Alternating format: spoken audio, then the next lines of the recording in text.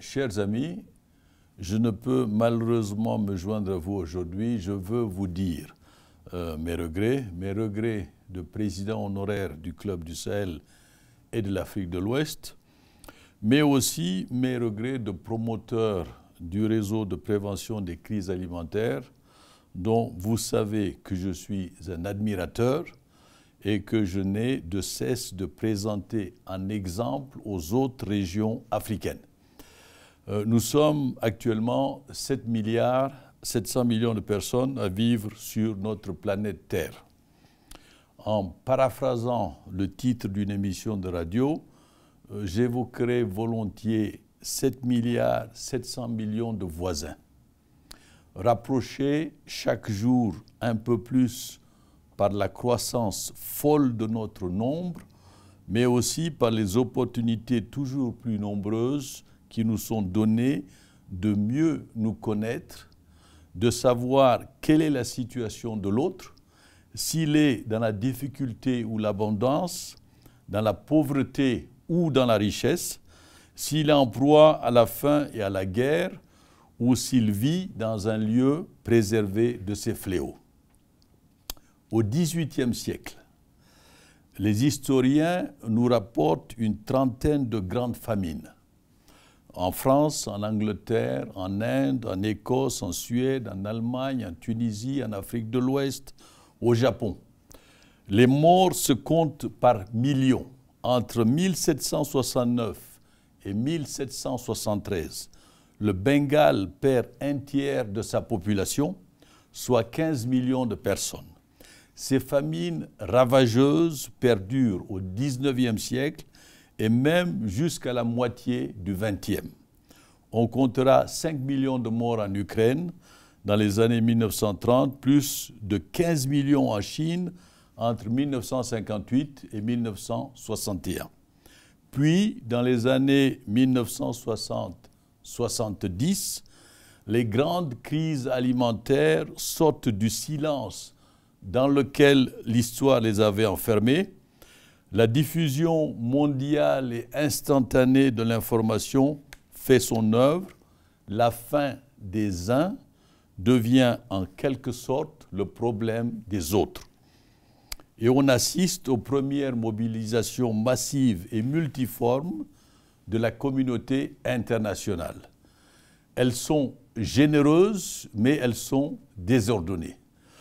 Mesdames, Messieurs, chers voisins donc, nous sommes en 1984.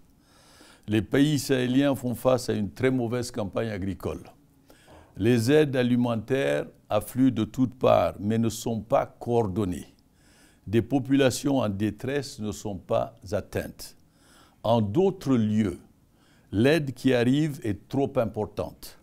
Des quantités significatives sont livrées bien trop tard, finissant même par faire s'effondrer les prix des céréales locales en 1985. Après l'année 1973, c'est une nouvelle démonstration de l'impréparation de la région et de ses partenaires. Le SILS et le Club du Sahel proposent alors de constituer un réseau au sein duquel l'ensemble des parties prenantes pourraient s'accorder sur la situation alimentaire et nutritionnelle, dialoguer et agir de façon mieux coordonnée.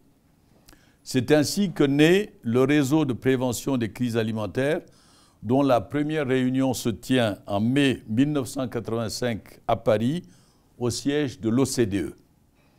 J'ajoute un élément majeur à ce rappel historique. À la même époque, le SILS, avec l'appui de la Commission européenne, met en place un programme très important d'appui aux systèmes statistiques nationaux, connu sous le vocable de diagnostic permanent. Ce programme a joué un rôle essentiel dans le renforcement des capacités des gouvernements sahéliens en la matière. La gouvernance régionale de la sécurité alimentaire pouvait désormais se nourrir de deux fonctions originelles du RPCA, que sont le dialogue et l'information. Où en sommes-nous 35 ans plus tard? Il est juste de souligner les acquis d'un processus qui demeure unique en Afrique et sans doute dans le monde. Et je vois 4 acquis en particulier. Premièrement, le réseau a grandi, bien évidemment, ce qui veut dire que les opérateurs qui n'étaient pas présents à ses débuts ou qui n'existaient pas, ou qui n'intervenaient pas encore dans la région, l'ont rejoint au fil du temps, confirmant ainsi l'utilité de cet espace de dialogue. Deuxièmement, il a permis d'harmoniser les méthodes d'identification et d'analyse des zones et groupes vulnérables, ce qui est tout à fait capital. Troisièmement, il s'est doté d'une charte de prévention et de gestion des crises alimentaires approuvée par les chefs d'État et de gouvernement de la CEDEAO en février 2012. Par cette charte, les gouvernements, leurs partenaires internationaux et les organisations de la société civile s'engagent notamment, premièrement, à éviter les duplications dans la production d'informations et à produire des analyses conjointes de la vulnérabilité. Et j'insiste sur le terme « conjointe de la vulnérabilité ». Deuxièmement, à soutenir la mise en place d'instances pérennes de dialogue et de concertation. Et troisièmement, à inscrire toutes les interventions dans les cadres stratégiques nationaux. Et enfin, à soutenir le RPCA. Quatrièmement, le RPCA a assis sa légitimité sur le leadership politique et technique de la CEDEAO, de l'UMOA et du SILS, ce qui est une expression d'appropriation régionale. Mesdames et messieurs, pourtant, l'empreinte du réseau sur la gouvernance de la sécurité alimentaire et nutritionnelle en Afrique de l'Ouest est très loin de celle qu'elle devrait ou pourrait être. Régulièrement, comme en 2010 ou 2012, des discours discordants se font entendre sur l'ampleur et la nature des crises en dépit du consensus négocié dans le cadre du réseau. Des questions techniquement justifiées sont posées sur la fiabilité de certaines données servant les analyses du cadre harmonisé. Cadre harmonisé dont la mise en œuvre est par ailleurs chaque année plus difficile à financer. Les systèmes nationaux d'information sont pour beaucoup en lambeaux, car aucune initiative d'envergure n'a pris le relais du grand programme diagnostic permanent des années 80-90 dont je parlais plus tôt.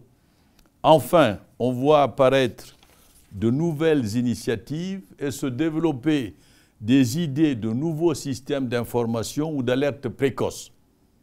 Je pense qu'il est temps de se doter d'une vision intégrée de cette complexité et de ce délitement. Et je dis bien délitement.